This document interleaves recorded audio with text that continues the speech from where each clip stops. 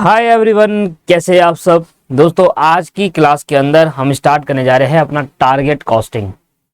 बहुत ही प्यारा चैप्टर है और ये चैप्टर में थ्योरी प्लस प्रैक्टिकल दोनों है। थ्योरी पर्सपेक्टिव से देखें तो चैप्टर में ज़्यादा थ्योरी नहीं है और सिर्फ मीनिंग ऑफ टारगेट कॉस्टिंग के बारे में बताया, उसके कुछ स्टेप्स या कुछ फायदे बता रखे हैं। आइए आज की क्लास के अंदर हम समझते हैं कि बेसिकली टारगेट कॉस्टिंग क्या है और ये कैसे काम करता है। एक एग्जाम्पल से लेकर चीजों को समझाने की कोशिश करता हूं, जल्दी से देखेंगे। अगर आप कहते हो तो आप स्पीड में देखेंगे तो ज्यादा बेटर रहेगा। मैं शुरू से कहते हुए आ रहा हूं, स्पीड में देखिए। एंड दोस्तों नीचे हमारा एक टेलीग्राम ग्रुप का लिंक आपको मिल जाएगा, आप उसको आप ज्वाइन कर सकते हैं। कोई भी क्लासेस का अपडेट होता है आप कमेंट करते हैं, कोशिश करें कि आप उस ग्रुप को ज्वाइन कर ले और मैं आपको अपडेट वहां पर दे दूं क्लासेस से रिलेटेड। और कोई भी क्लास होती है तो उसको लिंक मैं आपको वहां पर शेयर कर दूं। नीचे लिंक है, जरूर ज्वाइन कर लीजिएगा। सिर्फ फाइनल वाले स्टूडेंट ही ज्वाइन करेंगे, सीएम फाइनल। आ जाइए, टारगेट कॉस्टिंग क्या कहता है। पहले और अब के पॉइंट से समझते हैं। टारगेट कॉस्टिंग जब कंपनीज के अंदर अप्लाई नहीं होती थी तो कंपनी किस तरीके से काम करती थी। देखिए, मान लो कंपनी ने कोई प्रोडक्ट बनाया, कोई प्रोडक्ट बनाती है कंपनी। उस प्रोडक्ट में जो कॉस्ट इंकर्ड हुई वो कैलकुलेट करती है।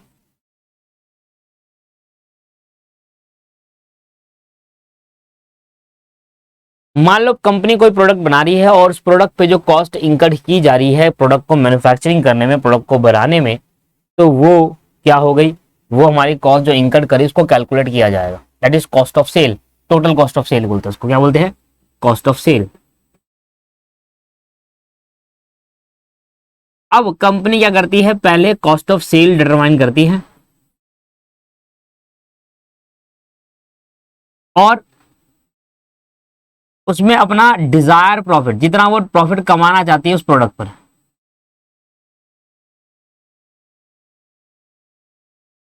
उस पर अपना डिजायर प्रॉफिट ऐड करती है कि यार मैं इस प्रोडक्ट पे इतना प्रॉफिट कमाना चाहता हूं। ये कौन डिसाइड करता है? Decided by the management. Company का ऑनर मैनेजमेंट डिसाइड करेगा, डिसाइडेड बाय मैनेजमेंट।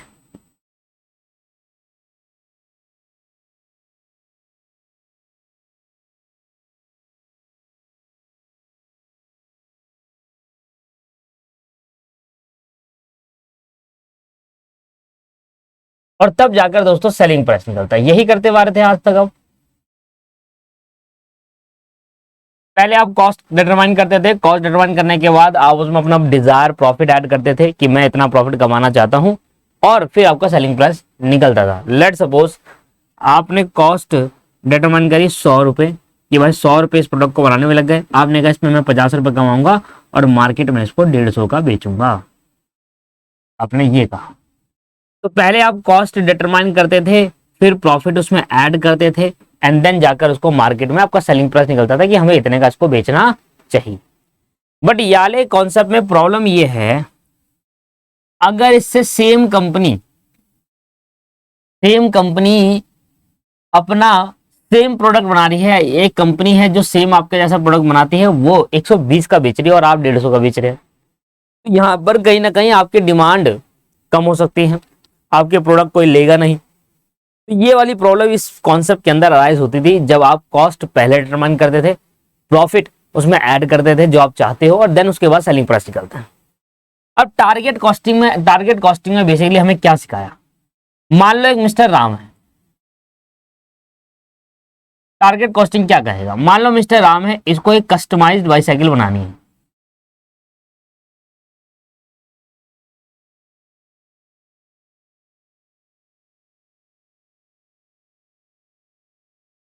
मतलब ये टारगेट कॉस्टिंग क्या बताता है हमें। मान लो मिस्टर राम को एक कस्टमाइज्ड बाईसाइकिल बनानी है और ये किसके पास गया, मिस्टर डेविड के पास गया जो इसका फेवरेट मैन्युफैक्चर,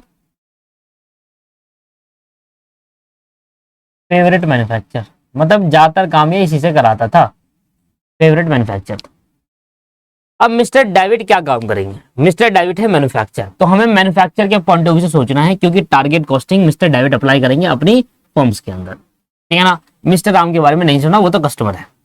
मिस्टर राम ने मिस्टर डेविड से कहा कि भाई मुझे एक कस्टमाइज बाईसाइकिल बतानी है। तो मिस्टर डेविड ने कहा बताओ आप अपने बाईसाइकिल में क्या क्या डलवाना चाहते हो, कस्टमाइज का मतलब क्या क्या स्पेसिफिकेशन ऐड करना चाहते हो। तो उसने अपनी सारी स्पेसिफिकेशन बता दी कि मुझे ये चीज चाहिए। That is the meaning of customize. उसी को तो कस्टमाइज कहते हैं, जब आप अपनी स्पेसिफिकेशन के साथ कोई प्रोडक्ट को बनाते हैं। मुझे साइकिल थोड़ी बड़ी चाहिए, उसमें टायर थोड़े मोटे हो, है ना, टायर में नाइट्रोजन गैस हो, एंड गियर वाली साइकिल हो, स्पीड काफी अच्छी हो, साइकिल के अंदर लाइट का सिस्टम भी जरूर होना चाहिए। तो ये सारी चीजें इसने अपनी बताई। तो मिस्टर डेविड क्या करेंगे, अब इसको एक एक्सपेक्टेड सेलिंग प्राइस प्रोवाइड कर देंगे कि आपको हम एस्टिमेटेड सेलिंग प्राइस बता देंगे, यार ये इतने का आपको पड़ेगी। एस्टिमेटेड सेलिंग प्राइस बता देंगे कि यार ये इतने का आपको पड़ेगी। अब यहां पर क्या हो रहा है, बेसिकली पिछले वाले केस के अंदर आप सेलिंग प्राइस पहले नहीं बताते थे, आप पहले कॉस्ट को डिटरमाइन करते थे, उसमें प्रॉफिट ऐड करते थे, तब सेलिंग प्राइस बताते थे। इस वाले केस के अंदर क्या कर रहा है, मिस्टर डेविड क्या करेगा, उसकी स्पेसिफिकेशन सुनेगा और एक अंदाजे से सेलिंग प्राइस को कैलकुलेट करके उसको बताएगा कि यार इतना खर्चा मेरा आ सकता है ना। एस्टिमेट सेलिंग प्राइस को बता देगा। अब एस्टिमेट सेलिंग प्राइस मान लो 140 है। अब एस्टिमेट सेलिंग प्राइस मान लो 100। यहां पर दोस्तों एस्टिमेटेड सेलिंग प्राइस बताएगा कि एक डेविड कहेगा कि यार इसका सेलिंग प्राइस इतना पड़ने वाला है। लेट्स सपोज एक बाईसाइकिल कितने की पड़ेगी, आपने जो बाईसाइकिल बोली ये इतने की बिकेगी, आपको इतने की मिलेगी। तो एक सेलिंग प्राइस बता दिया, बाईसाइकिल का एक सेलिंग प्राइस कोट कर दिया कि यार ये सेलिंग प्राइस लगभग 10,000 रुपीज की पड़ेगी। अब मिस्टर राम कहने लगे 10,000 तो बहुत ज्यादा है, ये वो इतने में तो मैं नहीं खरीदूंगा जी, 10,000 तो बहुत ज्यादा बता रहे हो। आपके ही बगल में एक मैन्युफैक्चरर है, वो कम का बता रहा है। तो इनके लगभग इन्होंने एक सेलिंग प्राइस में मान गए। लेट्स सपोज कि इसने 500 रुपए का डिस्काउंट दे दिया कि चलो भाई 9,500, कॉस्ट भी ज्यादा है, सब कुछ रॉ मटेरियल महंगा आता है, तो इस तरीके से 9,500 में इनकी डील सेट हो गई। अब दोनों ही एग्जांपल में आप अगर देखेंगे तो पहले एग्जांपल में पहले कॉस्ट को डिटरमाइन किया जा रहा था, डिजायर प्रॉफिट में ऐड किया जा रहा था, and then selling price decide कर रहे थे कि सेलिंग प्राइस क्या होगा। सेलिंग प्राइस तब आता था जब हम कॉस्ट कैलकुलेट करने के बाद प्रॉफिट ऐड करते थे तब। यहां पर पहले सेलिंग प्राइस कोट होता है। अब टारगेट कॉस्टिंग क्या कहता है आपको, कि जो आपने सेलिंग प्राइस बताया कस्टमर को और उससे वो एग्री है, कि हाँ इतने में मैं खरीद लूंगा। अब आप इसमें कितना प्रॉफिट कमाना चाहते हो, तो इसने कहा कि मैं इसमें से कम डिजायर प्रॉफिट में से कमाना चाहता हूं। अगर मैं इसको इस साइकिल को 9500 की बेचूंगा तो इसमें मैं कम से कम 2500 का प्रॉफिट तो मैं अर्न करना चाहूंगा। तो अगर आप 9,500 की साइकिल आपने बता दे कि ये साइकिल राम आपको 9,500 की पड़ेगी, जो साइकिल आपने स्पेसिफिकेशन बताया, आपने सेलिंग प्राइस पहले डिसाइड कर लिया। अब आपका डिजायर प्रॉफिट आप चाहते हो कि यार कम से कम 2500 रुपए कमाए जाए, कम से कम 2500 रुपए कमाऊंगा इसमें। तो अब आपको कितनी आ जाएगी कॉस्ट, अब आपको क्या करना होगा, अब आपको क्या होगा कि भाई 9,500 की बेचूंगा, 2500 में कमाना चाहता हूं, मतलब 7,000 रुपए की मेरी टारगेट कॉस्ट है। क्या है, टारगेट कॉस्ट। टारगेट कॉस्ट क्या हो गया, अब आपको एक टारगेट कॉस्ट मिल गया कि मुझे ये साइकिल 7,000 में बनानी है, 7,000 में किसी भी हाल में बनानी है। अगर आपने 7,500 बनाई तो आपका प्रॉफिट कम हो जाएगा, क्योंकि सेलिंग प्राइस तो आपने कोट कर दिया। तो टारगेट कॉस्टिंग के अंदर क्या होता है कि आपको सेलिंग प्राइस जो सेट करा आपने, जो कोट करा, वो कस्टमर के अकॉर्डिंग आपने कोट कर दिया कि कस्टमर की बातों में, कस्टमर की कंसेंट से लेकर आपने सेलिंग प्राइस डिसाइड कर लिया कि अभी प्रोडक्ट नहीं बनाया, प्रोडक्ट से पहले आपने बता दिया कि मैं इतने का आपको बेचूंगा।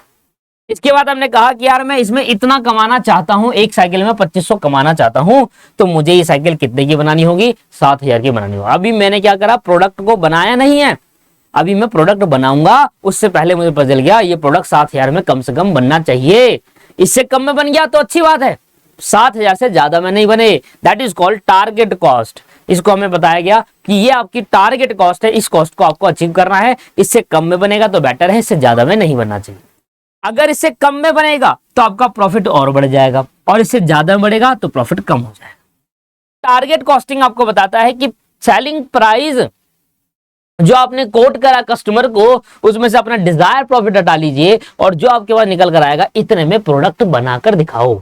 इधर क्या होता था, इधर हम पहले प्रोडक्ट बनाने में जो कॉस्ट खर्च होती थी, हमारे पास कोई टारगेट था ही नहीं, हमारे पास टारगेट था ही नहीं, हम प्रोडक्ट बनाए जा रहे हैं, बना रहे हैं और जितनी कॉस्ट खर्च हो रही है उसको जोड़ दे रहे हैं, है ना। मान लो मैंने एक साइकिल बनानी, मेरा प्रोडक्ट बाईसाइकिल है, तो कॉस्ट खर्च करा, बनाए साइकिल साइकिल साइकिल बनाई और बनाने मेरे लग गए 10,000। अब टारगेट कॉस्ट से और विदाउट टारगेट कॉस्ट से क्या बेनिफिट है? टारगेट कॉस्ट का बेनिफिट ये है कि आपको एक टारगेट मिल जाता है कि कोई भी साइकिल जब आपको बनानी है कम से कम 7,000 की मिनिमम कॉस्ट में बनानी है। तो टारगेट कॉस्टिंग आपको क्या बेनिफिट प्रोवाइड करता है कि ओवरऑल उस प्रोडक्ट की कॉस्ट को मिनिमाइज करवा देता है, क्योंकि आपको एक टारगेट मिल जाता है कि यार इसके अंदर अंदर बनानी है, 7,000 तक बनानी है, तो बाईसाइकिल की ऑटोमेटिकली कॉस्ट कम हो जाएगी। अगर आप बाईसाइकिल पहले बना रहे हो और सेलिंग प्राइस बाद में निकाल रहे हो, तो ऐसे केस के अंदर आप ये नहीं सोचोगे कि यार कॉस्ट कम से कम आए, आप देखेंगे भाई प्रोडक्ट बनाने में इतना खर्चा हो सकता है। आपने कहा इतना खर्चा हो सकता है, आपने खर्चा करा, आपने बहुत सारे खर्चा कर दिया, कुछ वेस्टेज खर्चा हो गया जो आपके काम के नहीं थे, तो ऐसे खर्चे आपने कर दिए। तो ऐसे केस के अंदर जो कॉस्ट ऑफ सेल होगी, जो मतलब कॉस्ट होगी उस प्रोडक्ट की, वो ज्यादा ही निकलेगी, क्योंकि उसमें आपके पास टारगेट नहीं। तो टारगेट कॉस्टिंग आपको यही बताता है दोस्तों कि टारगेट कॉस्टिंग के अंदर बेसिकली प्राइस, सेलिंग प्राइस पहले कोट किया जाता है, उसके बाद आप कितना प्रॉफिट कमाना चाहते हैं एंड कितना 7,000 की टारगेट कॉस्ट आपकी बन जाती है कि इतने में आपको प्रोडक्ट बनाकर तैयार करना होगा। अब ये एक जापानीज टेक्निक थी, टारगेट कॉस्टिंग एक जापानीज टेक्निक है दोस्तों, और इसके बाद हम चैप्टर और पढ़ेंगे काइजन कॉस्टिंग, वो भी एक जापानीज टेक्निक है। तो ये जापानीज टेक्निक, जापानीज ने इस टेक्निक को बनाया और हमने इसको फॉलो कर लिया। हमने इतना दिमाग नहीं लगाते, हम फॉलो कर लेते हैं चीजों को जल्दी से, जो हमें अच्छी लगती है चीजें। हाँ, इस वाले में और इस वाले में बहुत फायदा है। इस वाले में फायदा यह है कि हमें कॉस्ट, टारगेट कॉस्ट मिल गई कि हमें इस टारगेट कॉस्ट को अचीव करना है, इससे कम में बनाए तो बेटर है, इससे ज्यादा बताए तो आपको नुकसान है। नुकसान क्या है? प्रॉफिट कम होगा। सर ये सेलिंग प्राइस कैसे वो कोड करेगा? यार इसको पता है, ये मैन्युफैक्चरर है, इसको पता ही ना, अनेकों साइकिल बनाई होगी, इसको पता है एक साइकिल बनाने में कितनी कॉस्ट आ सकती है अंदाजे से।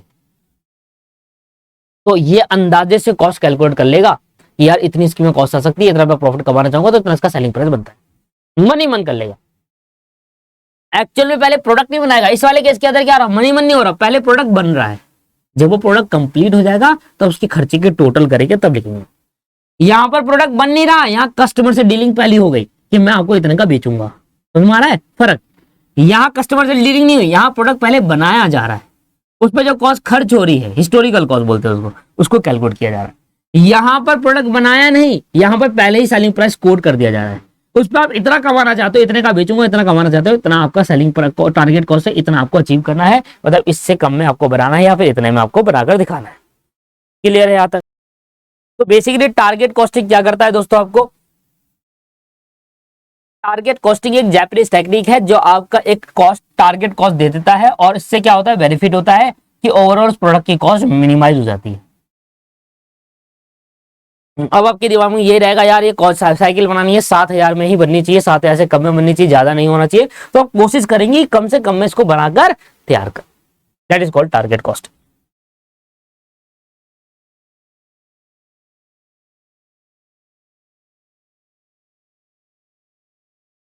देखिए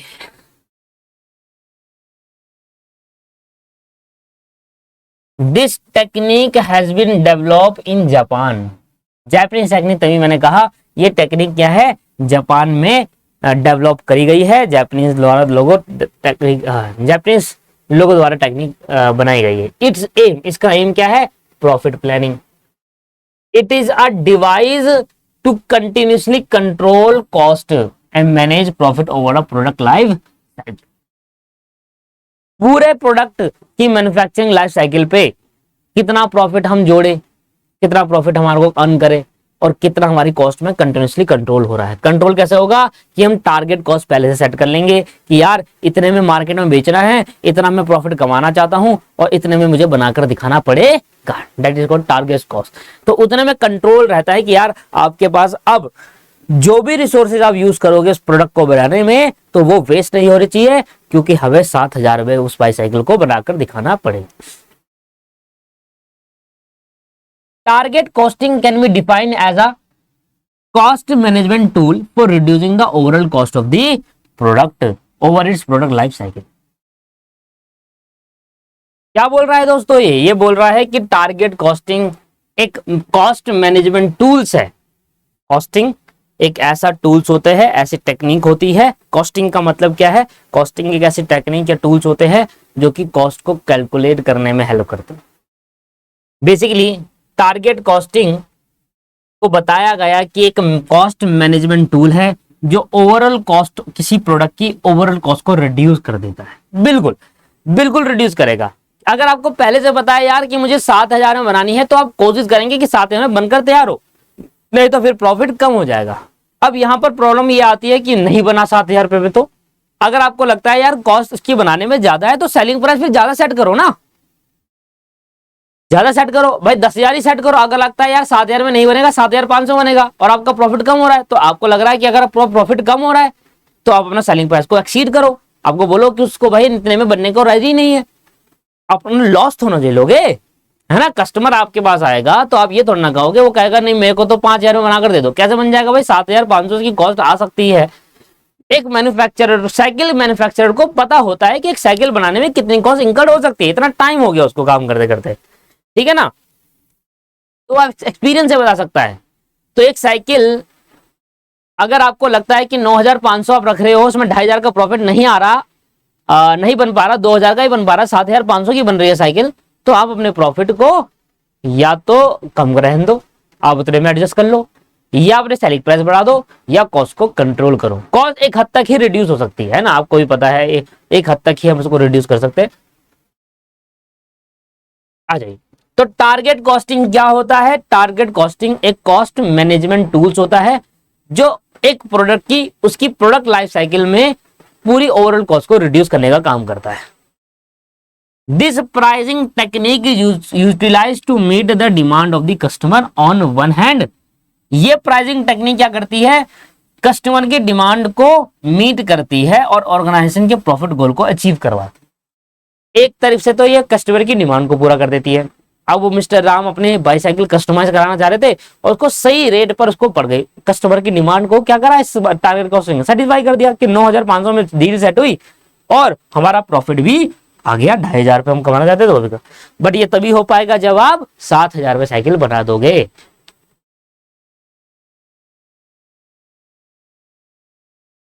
अंडर ट्रेडिशनल कॉस्टिंग, अब यहां से सुनना, ट्रेडिशनल कॉस्टिंग क्या थी, ये वाली थी, ये ट्रेडिशनल कॉस्टिंग पहले ये यूज होती थी, ट्रेडिशनल कॉस्टिंग। अभी भी होती है, ऐसा नहीं है कि अभी नहीं होती। और ये target costing, under traditional costing cost is determined on the basis of product design. जैसे प्रोडक्ट बनेगा, जैसे प्रोडक्ट का डिजाइन होगा, उसके बेसिस पर कॉस्ट को डिटरमाइन किया जाएगा, कॉस्ट कैलकुलेट किया जाएगा। Then a profit figure is added to the established price. However क्या हुआ यहां पर, पहले कॉस्ट को कैलकुलेट किया जाएगा और उस कॉस्ट में देन उसके बाद a profit figure is added to is estimated a price. Price calculate करने के लिए, मतलब सेलिंग प्राइस निकालने के लिए आपको प्रॉफिट ऐड करना होगा। फर्क समझ रहे हो आप सेलिंग प्राइस तब निकाल लो जब कॉस्ट कैलकुलेट हो चुकी है और प्रॉफिट उसमें ऐड करने के बाद, ये फर्क है। जबकि टारगेट कॉस्टिंग, जबकि however under target costing the selling price is set first and then उसमें से प्रॉफिट जो आप कमाना चाहते हो वो माइनस करोगे, तब फाइनली आप रीच करोगे टारगेट कॉस्ट पर। और यही मैंने आपको सिखाया। फर्क दोनों में क्या सिखाया, यहां पर किसी प्रोडक्ट के डिजाइन के बेसिस पर उसकी कॉस्ट कैलकुलेट की जाएगी, प्रोडक्ट के डिजाइन के बेसिस पर उसकी कॉस्ट कैलकुलेट की जाएगी, फिर उसमें प्रॉफिट ऐड करा जाएगा और देन जाके सेलिंग प्राइस निकलेगा। तो यहां पर पहला काम ये हो रहा है, दूसरा काम ये हो रहा है और तीसरा सेलिंग प्राइस निकल रहा है। जबकि टारगेट कॉस्टिंग में हम पहले सेलिंग प्राइस सेट करेंगे कि यार मैं इतने का बेचूंगा इसको, तो पहला सेलिंग प्राइस सेट हो रहा है, उसमें से डिजायर प्रॉफिट जो आप कमाना चाहते हो वो आप माइनस कर रहे हो, देन जाकर आपकी क्या आ रही है, टारगेट कॉस्ट आ रही है, कितने में आपको बनाकर दिखाना है। फर्क समझ में आ रहा है आपको दोनों ही ट्रेडिशनल में और टारगेट कॉस्टिंग के अंदर, दोनों में फर्क है। और यहां पर ये ज्यादा बेटर इसलिए है दोस्तों, ये टेक्निक इसलिए ज्यादा बेटर है क्योंकि यहां पर हमें कॉस्ट को कॉस्ट का टारगेट मिल जाता है, कि हमें एक टारगेट मिल जाता है, चैलेंज मिल जाता है कि हमें इतने का बनाकर इसको दिखाना पड़ेगा, तभी हम 2,500 का प्रॉफिट कमा पाएंगे।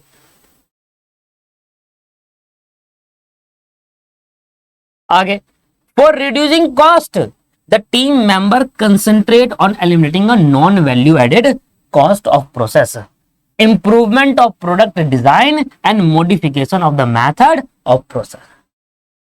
कह रहा है अगर आप कॉस्ट को रिड्यूस करना चाहते हो तो आप क्या करो, अपने प्रोडक्ट की डिजाइन को और इंप्रूव करो, ऐसी चीजें हटा दो जो नॉन वैल्यू एडेड है, नॉन वैल्यू एडेड की चीजों को हटा दो। अब ये नॉन वैल्यू एडेड चीजें क्या होती है? ऐसी चीजें जो उसको अगर हम उस प्रोडक्ट के अंदर उसको डाल भी दे तो उससे कोई फर्क नहीं पड़ रहा, और नहीं डाले तो तब भी वो आराम से बिक रहा है। जैसे कि मान लो ये पेन, सॉरी, मान लो ये पेन है, ठीक है, सुनना ध्यान से। अब ये पेन के अंदर अगर आप इसकी कैप लगा दो, कैप लगाओगे, ठीक है, कैप अगर नहीं भी लगाओगे, जैसे कि जब हम पेन खरीदे, जब ये पेन लिया था तो इस पेन के अंदर ऊपर कैप नहीं आई थी, और इसको कैप की जरूरत नहीं है दोस्तों, इसके अंदर कोई निप नहीं होती, रबड़ होती है पतली नोक जो उस पर लिख पाती। अगर आप कहोगे तो इसे हाथ से भी लिखा जा सकता, पर पेन इसलिए दिया था कि पेन एक स्मूथली होता है, तो चीज आप इसको उल्टा करके भी ले सकते, उल्टा करके भी ले सकते हो, ऊपर रबड़ है, इधर भी रबड़ है। इस पेन में ढक्कन देने का कोई वैल्यू नहीं है। अगर इस पेन के अंदर आप कैप लगाते हो, उस पेन की ढक्कन लगाते हो, तो कोई वैल्यू एडिशन नहीं कर रहा प्रोडक्ट के, आपकी खामखा कॉस्ट आ रही है उस ढक्कन को बनाने में। विदाउट ढक्कन अगर आप इसको दोगे पेन को, तब भी बिक जाएगा दोस्तों। तो वो ढक्कन जो है इस पेन का कोई वैल्यू एडिशन नहीं कर रहा प्रोडक्ट के अंदर, कोई वैल्यू नहीं बढ़ा रहा प्रोडक्ट के अंदर, कि मार्केट में इसके अलग से पैसे भी दे देगा, मार्केट में इसके अलग से पैसे भी मिल जाएंगे। मतलब अगर मैं एक पेन बेच रहा हूं और वो विदाउट कैप बिक सकता है तो वो बेच दो, उसके लिए आप वहां पर अलग से कैप लगाओ, वो कोई वैल्यू एडिशन नहीं है। मैंने कैप लगाई, पेन उतने में खरीदने को रेडी है, उसके लिए अलग से पेमेंट करने को तैयार ही नहीं है भैया कस्टमर। मैं आपको कह रहा हूं कि ये पेन आप लोगे और इस पेन के अंदर कैप की नीड ही नहीं है, क्योंकि निप नहीं होती, रबड़ होती है, और रबड़ कभी घिसती नहीं है, ये बहुत बहुत माइनर घिसती है, और कैप की जरूरत ही नहीं है इसमें। तो मैंने कहा ठीक है, कितने का दोगे? मैंने कहा 100 रुपए का दूंगा। आपने कहा अगर इसमें कैप लगाओगे तो 120 का पड़ेगा। तो आपने कहा भाई कैप क्यों लगा रहे हो, 100 रुपए का दो ना, जब भी कैप की जरूरत ही नहीं है। तो समझ में आ रहा है? तो ऐसे आइटम, ऐसी चीज जो आपकी प्रोडक्ट के अंदर कोई वैल्यू एडिशन नहीं कर रहे। वैल्यू एडिशन का मतलब ये है कि अगर मैं उस चीज को लगा दूं तो कस्टमर मुझे एक्स्ट्रा पे करने को रेडी है। अगर इस चीज को मैं लगा दूं तो कस्टमर मुझे एक्स्ट्रा पे करने को रेडी है। समझिए, पहला, आपने नया नया फोन लिया, आपने नया नया फोन लिया तो सबसे पहले दो चीजें होती है फोन नया नया लेने पे, एक आगे स्क्रीन कार्ड और दूसरा पीछे कवर, होती है नहीं होती? तो अगर मैं आपसे कह रहा हूं कि भाई ये नया फोन है, मैं दुकानदार हूं और मैंने आपसे कहा ये नया फोन है, और मैं आपसे कह रहा हूं कि इस पर ना स्क्रीन कार्ड लगा लो, अलग से पैसे देने पड़ेंगे आपको 100। आपने कहा लगाओ, तो वो जो स्क्रीन कार्ड है जब वो मोबाइल पे लग रहा है वो वैल्यू एडिशन कर रहा है मोबाइल की, उसके लिए आप एक्स्ट्रा पे करने को रेडी है। मैंने कहा कवर भी लगा लो, उसमें टूट गिर जाएगा तो टूटेगा, टूटने का चांस कम है। आपने कहा लगाओ भाई, कवर भी लगाओ, महंगा फोन है, तो आप वो कवर के भी मुझे एक्स्ट्रा पे करने को रेडी है। That's cover and screen card tempered glass is value addition product. और वो कैप जो मैंने बात करी वो वैल्यू एडिशन नहीं है। तो जो चीज प्रोडक्ट में वैल्यू एडिशन नहीं कर रही, कस्टमर उसको अलग से पे करने को रेडी नहीं है, तो उसको आप हटा दो। उससे प्रोडक्ट की इंप्रूवमेंट भी हो जाएगी, और आपके प्रोडक्ट, अगर आप कोई मेथड ऐसा यूज कर रहे हो जो वो मेथड से आपकी कॉस्ट ज्यादा आ रही है, उस मेथड को भी चेंज कर लो, मॉडिफाई कर लो। तो कह रहा है जी कॉस्ट को रिड्यूस करने का क्या तरीका होगा। अगर मुझे 7,000 कॉस्ट लेकर आनी है, टारगेट कॉस्ट, और मेरी ज्यादा आ रही है, तो मैं किस तरीके से रिड्यूस करूं? तो ऐसे आइटम जो नॉन वैल्यू एडिशन आइटम है, मतलब ऐसे आइटम जो नॉन वैल्यू एडेड आइटम है, मतलब ऐसे आइटम जो प्रोडक्ट को वैल्यू एडिशन नहीं दे रहे, उसको एलिमिनेट कर दो, उसको बनाने का कोई बेनिफिट नहीं है। जैसे इस पेन की कैप, प्रोडक्ट के डिजाइन को इंप्रूव करो। प्रोडक्ट का डिजाइन इंप्रूव कैसे हो सकता है? मान लो आपने एक फोन बनाया, अब ये फोन मान लो इतना बड़ा है,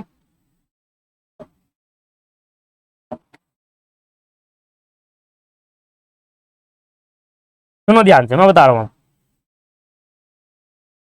आपने फोन बनाया, फोन इतना बड़ा है, मान लो 6 इंच का ये फोन है, स्क्रीन इसकी, आपने कहा 6 इंच की स्क्रीन डालने का कोई बेनिफिट नहीं है, ज्यादा बड़ा हो जाता है, हाथ में कंफर्टेबल भी यूज नहीं होता। कंपनी ने डिसाइड करा इस फोन के स्क्रीन को थोड़ा सा कम कर दे, 5.5 कर देंगे।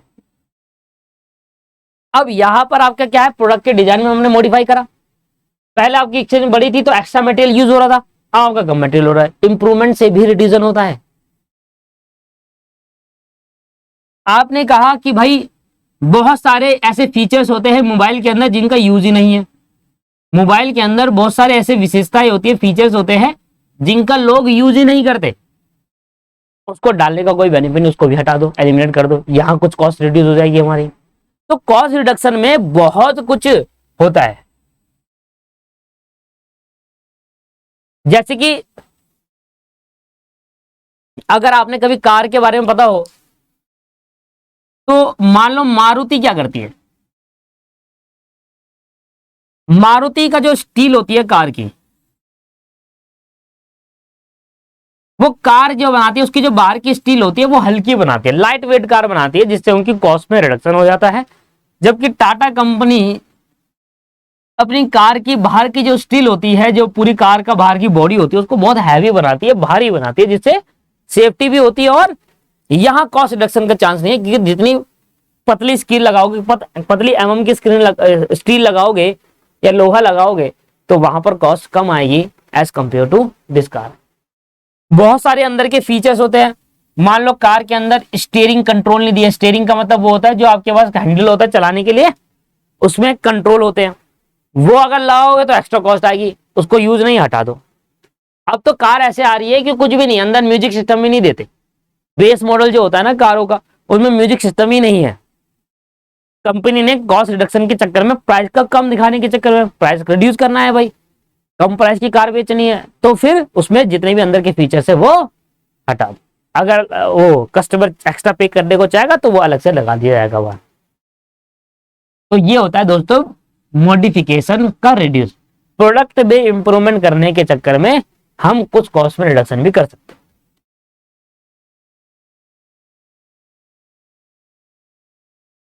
तो आइए अगला पॉइंट देखिए, यही अगला पॉइंट मैं आपको पढ़ा ही रहा था, कहता है target costing is a pricing method used by the firm, it is defined as a cost management tool for reducing the overall cost of the product over its entire life cycle with the help of, ये पढ़ो अब, production, engineering, research and design.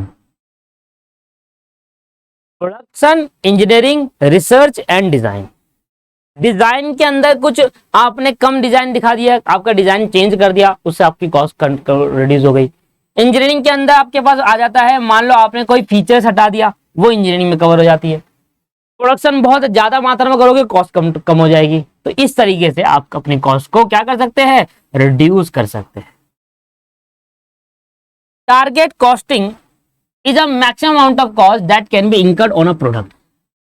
अगर वो product 7,000 में आपने बनाकर दिखा दिया ना वो बाईसाइकिल, तो ये मैक्सिमम कॉस्ट है, मतलब इससे ज्यादा आप कॉस्ट खर्च करोगे तो वो वेस्ट कॉस्ट है जो आपने खर्च करी। टारगेट कॉस्ट से आप जो कॉस्ट कैलकुलेट करते हो ना दोस्त, वो मैक्सिमम कॉस्ट होती है। इससे ज्यादा क्या अगर आपकी कॉस्ट आ रही है तो आपका वो वेस्ट वाली कॉस्ट है, जो आप रिसोर्सेज को अच्छे से यूटिलाइज नहीं कर पा रहे, इसकी वजह से आपकी वो कॉस्ट इनकर्ड हो रही है।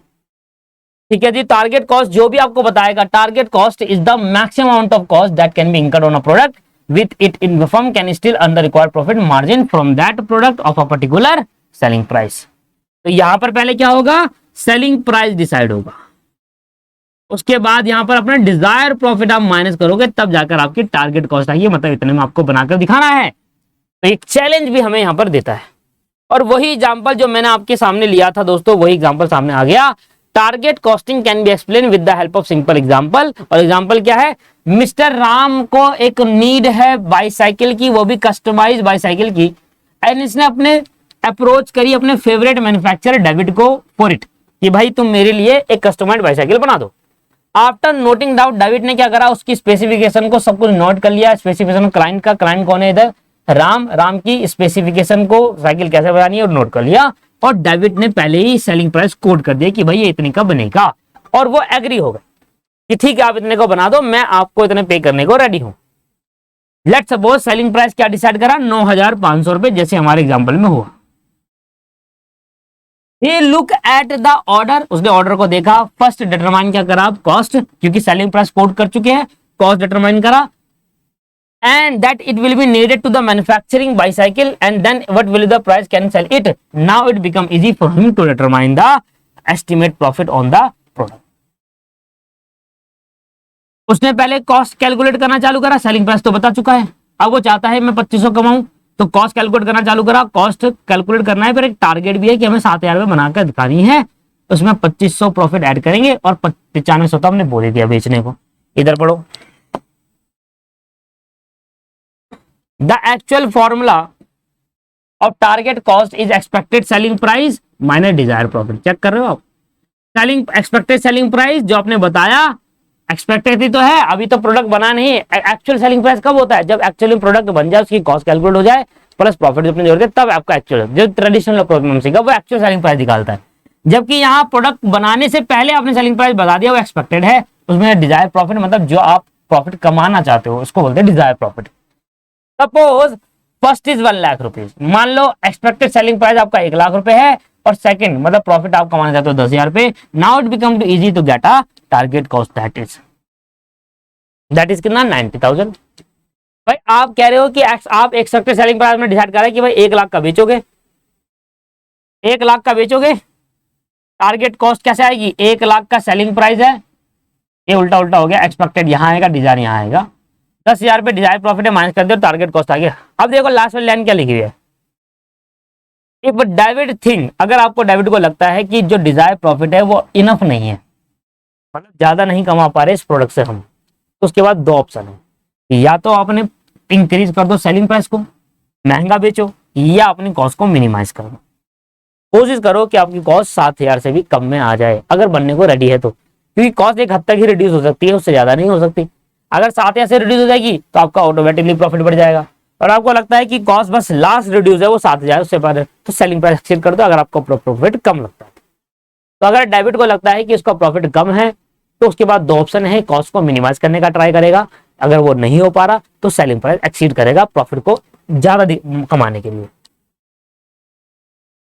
अब ये कुछ स्टेप्स है टारगेट कॉस्टिंग में, काफी अच्छे स्टेप्स है, और स्टेप है, और ये कुछ फायदे हैं, और थ्योरी खत्म, नेक्स्ट क्लास से प्रैक्टिकल करेंगे। आ जाओ, पूरा खत्म करेंगे टारगेट कॉस्टिंग की थ्योरी आज, पूरी की पूरी कॉस्टिंग की थ्योरी टारगेट कॉस्टिंग की आज खत्म कर। देखिए ध्यान से देखिएगा, आप अगर वहां देखेंगे तो आप रट जाएंगे। सबसे पहला स्टेप क्या होगा, स्टेप 1, 5 स्टेप तो मैं आपको ऐसे ही रटवा दूंगा, 5 स्टेप तो ऐसे ही समझ में आ जाएंगे आपको, 5-6 स्टेप। सबसे पहले स्टेप क्या होगा, आप मार्केट में जाओगे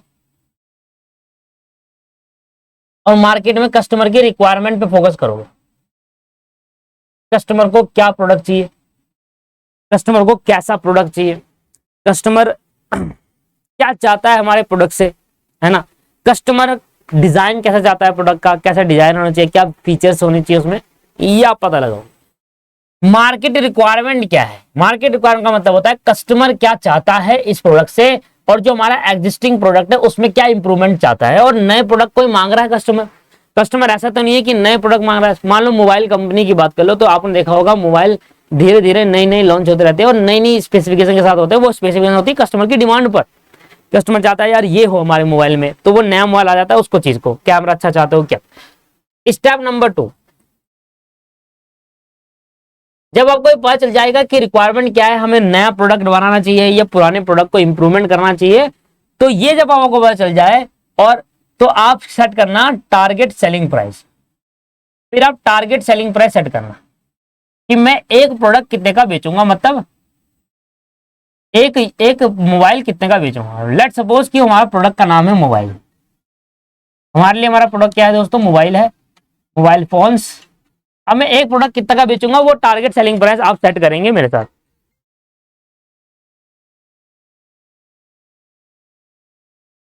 एक मिनट ना, कॉल आ रहा था। अब आपने सेट कर लिया कि मैं एक मोबाइल मान लो कितना का बेचूंगा, 15,000 रुपए का एक मोबाइल बेचूंगा। अब मुझे 15,000 का मोबाइल बेचना है। अब इसके बाद मुझे क्या करना होगा, स्टेप नंबर 3 क्या होगा, स्टेप नंबर 3 ये रहेगा, प्रॉफिट डिजाइन नहीं करूंगा, प्रॉफिट नहीं कैलकुलेट करने लगूंगा कि यार मैं 15,000 के मोबाइल में 3,000 रुपए प्रॉफिट डिजायर प्रॉफिट करना चाहता हूँ। पहले मैं करूंगा कि मैं कितना प्रोडक्शन करूं, क्योंकि जितनी ज्यादा आप प्रोडक्शन करोगे वॉल्यूम में, जितने ज्यादा वॉल्यूम में प्रोडक्शन करोगे उतना ज्यादा प्राइस कम हो जाएगा, क्योंकि फिर फिक्स कॉस्ट सब में बटेगी।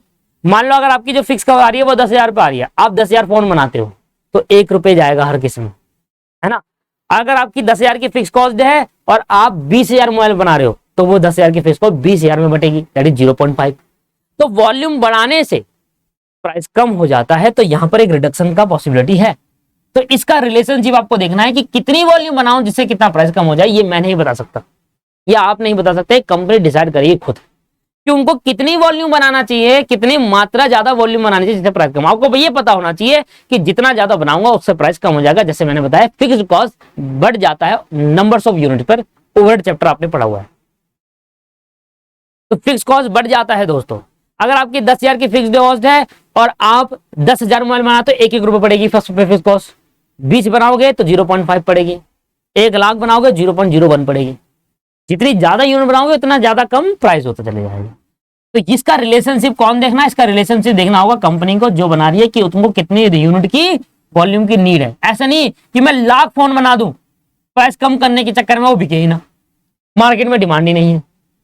तो इतने फोन बनाओ, इतने मोबाइल वॉल्यूम में प्रोडक्शन करो जिससे आपका प्राइस भी कम हो जाए और ज्यादा वॉल्यूम में ना हो जिससे वो बिके नहीं। अब आप डिजायर प्रॉफिट सेट कर लो, अब आप डिजायर प्रॉफिट सेट कर लो और डिजायर प्रॉफिट सेट करने के बाद फिर आप निकालोगे टारगेट। आप कितना कमाना चाहते हो? मान लो 3,000 कमाना चाहते हो तो बताओ टारगेट कॉस्ट क्या आ जाएगी? टारगेट कॉस्ट आ जाएगी सर इतना, आपके पास 12,000 रुपये, मतलब 12,000 में आपको मोबाइल बनाकर तैयार करना है। ये 5 स्टेप आपके सामने है।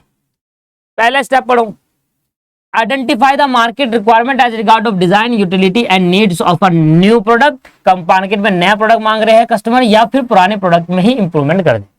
स्टेप नंबर 2 में है selling price, target selling price set करो based on the customer expectation and sale forecast. Customer क्या चाहता है कि एक प्रोडक्ट जो मोबाइल है वो कितने का मोबाइल, कितने रुपए का मोबाइल तक जाता है। कस्टमर चाह रहा है भाई इंडिया में ज्यादातर कस्टमर 10,000 से 15,000 के बीच में मोबाइल चाहते हैं, तो इसी में मोबाइल बनाने की कोशिश करें।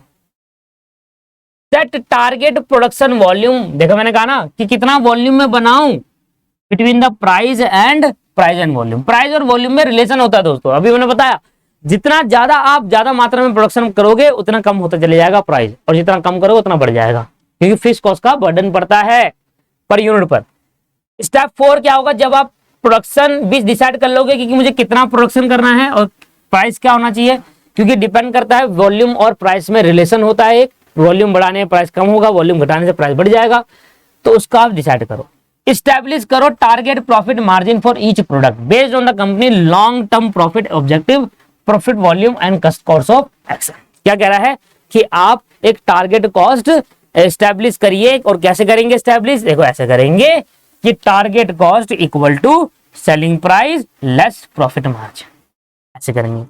पर यूनिट पर टारगेट कॉस्ट डिसाइड आपने कर रही कि यार एक प्रोडक्ट को बनाने में 12,000 रुपए लगेंगे, क्योंकि डिजायर प्रॉफिट तो आपने सेलेक्ट कर लिया है, सेलिंग प्राइस ऊपर सेलेक्ट कर लिया, थर्ड में आपने डिजायर प्रॉफिट, यहाँ आपने 2 में सेलिंग प्राइस सेट कर लिया, आपने प्रॉफिट मार्जिन सेलेक्ट कर लिया 4th में। देखो ना, सेकंड स्टेप में सेलिंग प्राइस सेलेक्ट करा, 4th स्टेप में प्रॉफिट मार्जिन, इसमें से माइनस करेंगे तो 5th स्टेप आ जाएगा टारगेट, और 5वां स्टेप मैंने आपको सामने समझा दिया। पहले बताओ क्या करेंगे? मार्केट की रिक्वायरमेंट को समझेंगे, सेलिंग प्राइस डिसाइड करेंगे कितने का बेचना चाहता हूँ, फिर वॉल्यूम कितनी रखूं, क्योंकि जितना वॉल्यूम बढ़ाऊंगा उतना प्राइस कम होगा। तो आपको डिसाइड करना है कि एक टाइम में कितने का प्रोडक्शन करना है, ठीक है ना। और वो डिपेंड करता है जितना ज्यादा वॉल्यूम उतना कम प्राइस, तो वॉल्यूम बढ़ाने से प्राइस कम होगा। तो इसका एक रिलेशन देखना है कि कितनी वॉल्यूम हमें बनानी चाहिए जिससे प्राइस इतना रहो। फिर डिजायर प्रॉफिट सेट करो। स्टेप नंबर 4 कहां गया? स्टेप नंबर 4 ये रहा।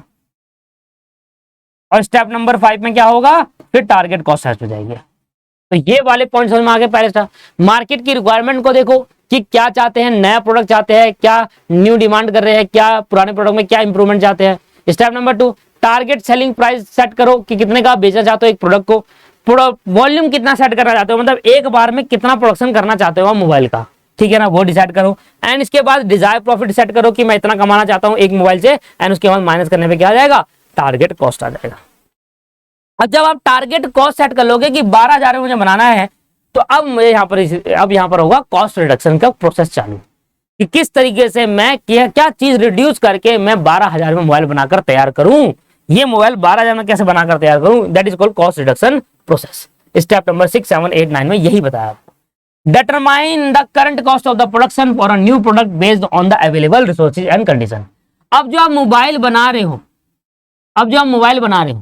वो फोन जो मोबाइल बना रहे हो, अगर वो 13,000 रुपए का बन रहा है, पहले तो आप करंट प्रोडक्शन कॉस्ट निकालो कि आपने मोबाइल बनाना चालू करा और एक मोबाइल कितने का आपको मिल रहा है, 13,000 रुपए कॉस्ट पड़ रही है, पर हमें तो 12 चाहिए भैया। हमारा टारगेट कॉस्ट क्या है, 12,000, क्योंकि हम 3,000 रुपए प्रॉफिट कमाना चाहते हैं एक मोबाइल में, तो वो 13 का बन रहा है। अब किस तरीके से मैं उसको रिड्यूस करूं, तो set cost reduction target in order to reduce the current cost of the product. अगर स्टेप नंबर 6 में जब आपने करंट प्रोडक्शन कॉस्ट कैलकुलेट करी और 12 ही आ गया, वो 12 ही आ गया, मान लो आप 12 चाहते थे और आपका 12 ही आ गया, तो क्या हम स्टेप नंबर 7, 8, 9, 10 करेंगे? यस, तब भी करने की कोशिश करेंगे, क्योंकि जितनी कम कॉस्ट उतना ज्यादा प्रॉफिट मार्जिन। ऐसे नहीं है कि हमारा टारगेट कॉस्ट 12,000 रुपए का है तो हमें 12,000 हमारी टारगेट कंप्लीट हो, हम तो कॉस्ट रिडक्शन करेंगे नहीं। नहीं नहीं नहीं नहीं, 10वां पॉइंट पढ़ो, focus on the further possibility of cost reduction. अगर आपका टारगेट कॉस्ट अचीव भी हो जाए तब भी आप फोकस करो कि और कम हो सकती है क्या कॉस्ट। इसको बोलते हैं कंटिन्यूअस इंप्रूवमेंट प्रोग्राम। लगातार कंटिन्यूअस इंप्रूवमेंट होगी अगर आपकी कॉस्ट कम हो जाएगी। मतलब एक चीज समझ में आ गई कि अगर 12,000 रुपए की आपकी टारगेट कॉस्ट है और आपने कहा कि 12,000 की कॉस्ट हम ले आए इस फॉर्म में बनाने में, नहीं वेस्टेज करी, डिजाइन थोड़ा जैसा करा वैसा करा करके हम 12,000 टारगेट कॉस्ट हमने अचीव कर ली, तब भी आप फोकस करेंगे कि आपकी कॉस्ट और कम हो सकती है। इसको कंटिन्यूअस इंप्रूवमेंट प्रोग्राम कहा जाता है। 10वां स्टेप। तो 7वें, 8वें, 9वें में हम क्या कर रहे हैं, कॉस्ट कम कर रहे हैं। छठे में हमने डिसाइड करा कि हमारी प्रोडक्शन कॉस्ट क्या आई, मैंने कहा 13,000 आई। तो अब मैं क्या करूंगा, एक कॉस्ट रिडक्शन टारगेट सेट करूंगा कि मुझे कितनी कॉस्ट रिड्यूस करनी है, तो हमारे को 1000 यूनिट, 1000 रुपए कॉस्ट रिडक्शन करनी है। ये टारगेट हो गया कॉस्ट रिडक्शन टारगेट, क्योंकि 12,000 रुपए तो हमको करना ही है। देखो इंप्रूवमेंट तब होगी जब आप टारगेट कॉस्ट अचीव कर लोगे। अभी तो आपका टारगेट कॉस्ट ही अचीव नहीं हो, इंप्रूवमेंट तो बात की बात है। 13,000 रुपए का बना है फोन, प्रोडक्शन करने में 13,000 की कॉस्ट आ गई, हमें 1000 रुपए कम करनी है। हमारा टारगेट रिडक्शन कॉस्ट है। क्या है, कॉस्ट रिडक्शन टारगेट बोलते हैं इसको। क्या बोलते हैं, कॉस्ट, कि हमें 1000 रुपए कम करने किसी भी तरीके से। अब कैसे कम करेंगे, उसके लिए हमारे पास प्रोसेस होते हैं। Analyse the cost reduction target into various component, identify the cost reduction opportunity using value engineering. जैसे कि मैंने बताया कि आप किसी ऐसे फीचर्स को हटा दो जो आपको वैल्यू एडिशन प्रोवाइड नहीं कर रहे। ये जो वैल्यू इंजीनियरिंग है और ये वैल्यू एनालिसिस है ना, इसका एक पर्टिकुलर चैप्टर है, मैं आपको वहां पर सिखाऊंगा। तो ये कॉन्सेप्ट जैसे एबीसी, ये तीनों चैप्टर हमारे सिलेबस में है, वैल्यू इंजीनियरिंग, वैल्यू एनालिसिस और एबीसी कॉन्सेप्ट। ये तीनों कॉन्सेप्ट हमारे सिलेबस के अंदर है। तो इन चीजों को ध्यान में रखते हुए हम कॉस्ट का रिडक्शन करेंगे 1000 रुपए। तो अभी यहां पर बताने का पर्पस नहीं है, क्योंकि जब इसका चैप्टर आएगा मैं बता दूंगा कि वैल्यू इंजीनियरिंग क्या होती है, वैल्यू एनालिसिस क्या होती है और एबीसी कॉस्टिंग, एबीसी क्या होता है, एक्टिविटी बेस्ड कॉस्टिंग क्या होती है। ये इन तीनों कॉन्सेप्ट लगाकर हम अपने 1000 रुपए की कॉस्ट को कम कर दें।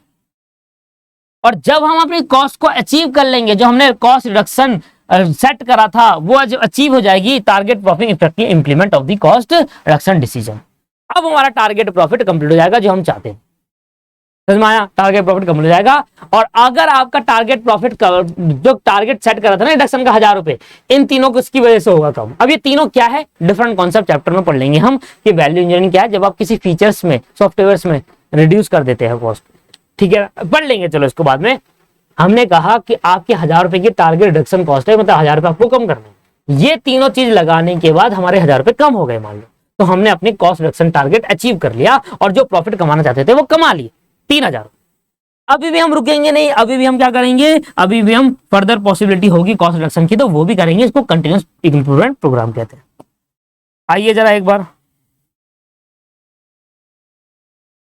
पहला है स्टेप मार्केट रिक्वायरमेंट देखना। ठीक है जी, याद कर लो, 2 मिनट में याद हो जाएगा। देखो मैं याद करवाता हूं आपको, आप बस देखते जाओ। मार्केट रिक्वायरमेंट, दूसरा है एस्टिमेटेड सेलिंग प्राइस, तीसरा है वॉल्यूम कितना बनाना है, चौथा है आपके पास डिजायर प्रॉफिट कितना सेट करो,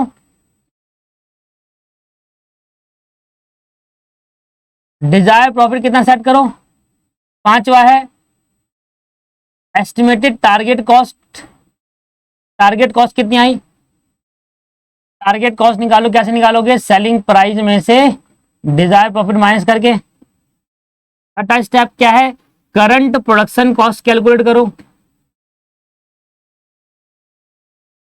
अब मान लो आपकी करंट प्रोडक्शन कॉस्ट आई 13,000 रुपए और टारगेट कॉस्ट आई आपकी 12,000 रुपए, तो ये डिफरेंस जो ज्यादा आ रहा है इसको बोलते हैं क्या, कॉस्ट रिडक्शन टारगेट। क्या बोलते हैं इसको, कॉस्ट रिडक्शन टारगेट। अब आपका कॉस्ट रिडक्शन टारगेट कितना है, 1,000 रुपए आपको बनाना है। 1,000 रुपए आपको 13,000 की प्रोडक्शन कॉस्ट आई, हमें 12,000 रुपए लेकर आना है। 13,000 में से 12,000 के 1,000 रुपए कम करना होगा। अब 1,000 रुपए कम करने के लिए हम क्या लगाएंगे, वैल्यू इंजीनियरिंग लगाएंगे, वैल्यू एनालिसिस लगाएंगे और एबीसी कॉस्टिंग लगाएंगे, मतलब एक्टिविटी बेस्ड कॉस्ट। इन कॉन्सेप्ट को लगाकर हम अपनी 1,000 रुपए की कॉस्ट कम कर लेंगे। और जब हम अपनी 1,000 की कॉस्ट कम करेंगे उसको बोलते हैं achieving the cost reduction and profit हमने कमा लिया। इसके बाद 10 कंटिन्यूस हम कॉस्ट रिडक्शन करते रहेंगे, रुकेंगे नहीं, अगर हो सकती है तो करेंगे। 10 के 10 स्टेप आपको समझ में आ गया, सिंपल है। एक बार और, पहले हम मार्केट की रिक्वायरमेंट को देखेंगे कि मार्केट में नया प्रोडक्ट क्या रहे हैं, क्या पुराने प्रोडक्ट में इंप्रूवमेंट कर रहे हैं। दूसरा, estimated selling price, target selling price set करेंगे। तीसरा, वॉल्यूम कितनी बनानी है वो डिसाइड करेंगे। चौथा, डिजायर प्रॉफिट डिसाइड करेंगे। और पांचवा, टारगेट कॉस्ट कैलकुलेट करेंगे, कितनी कॉस्ट में बनाकर तैयार करना है।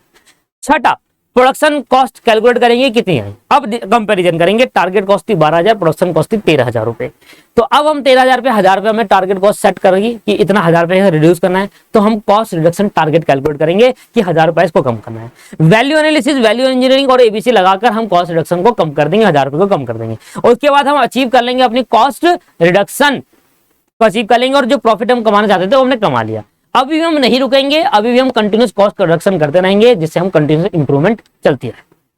दोबारा तो एक ग्लास बार और, मार्केट रिक्वायरमेंट को देखो, सेलिंग प्राइस सेट करो, इसके बाद वॉल्यूम कितना बनाना है वो डिसाइड करो, डिजायर प्रॉफिट डिसाइड करो, टारगेट कॉस्ट कैलकुलेट करो, फिर करंट प्रोडक्शन कॉस्ट कैलकुलेट। अभी तो टारगेट कॉस्ट है 12 में बनाना है, अब बनाना चालू करो और फिर इसकी कॉस्ट निकालो, बन रही है 13,000 रुपए। अब कंपेयर करो, 12 बनाना था, 13,000 निकल कर 1,000 रुपए ज्यादा आ रहा है, इसको कम करना है, ये होता है कॉस्ट रिडक्शन टारगेट 1,000 रुपए। Value engineering, value analysis, ABC लगाकर उस 1,000 रुपए को आप कम करने की कोशिश करो। 1,000 रुपए कम हो जाएगा तो आप अपनी कॉस्ट रिडक्शन टारगेट अचीव कर लोगे और जो प्रॉफिट कमाना चाहते हो तो कमा लोगे। 9वां स्टेप है ये।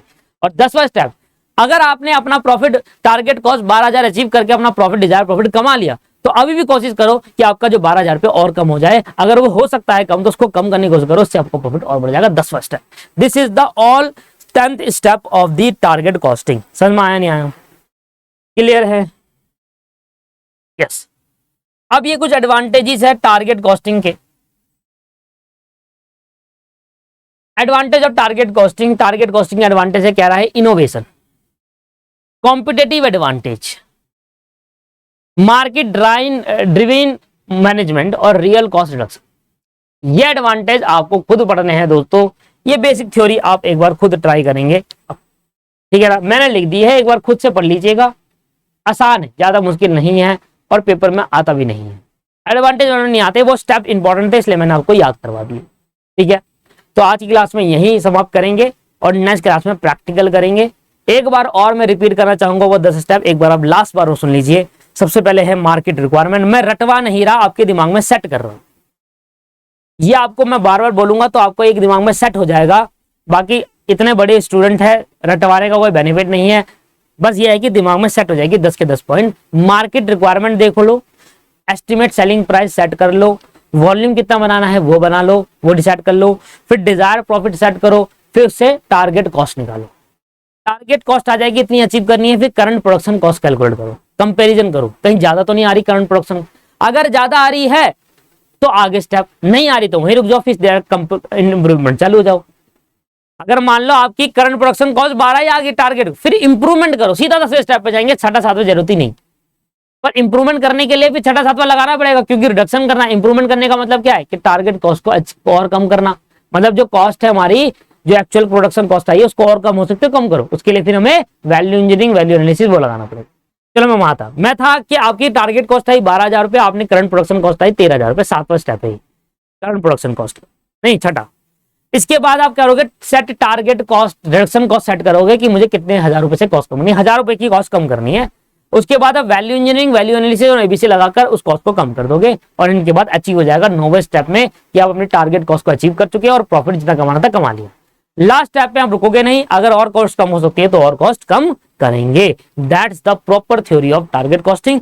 एडवांटेज आप घर पे पढ़ लीजिएगा, नॉर्मल है, कोई ज्यादा बड़ी बात नहीं है, नहीं भी पढ़ोगे तो चलेगा, इतना कोई इंपॉर्टेंट नहीं है एडवांटेज, कि ऐसा कहीं नहीं आएगा कि एडवांटेज ऑफ टारगेट कॉस्टिंग बता। आइए नेक्स्ट क्लास में मैं आपको स्टडी मटेरियल के क्वेश्चन कराऊंगा और चैप्टर हो जाएगा खत्म। थैंक यू इस वीडियो को देखने के लिए। अब रेगुलर वीडियो आएगी। धन्यवाद, thank you very much, bye bye.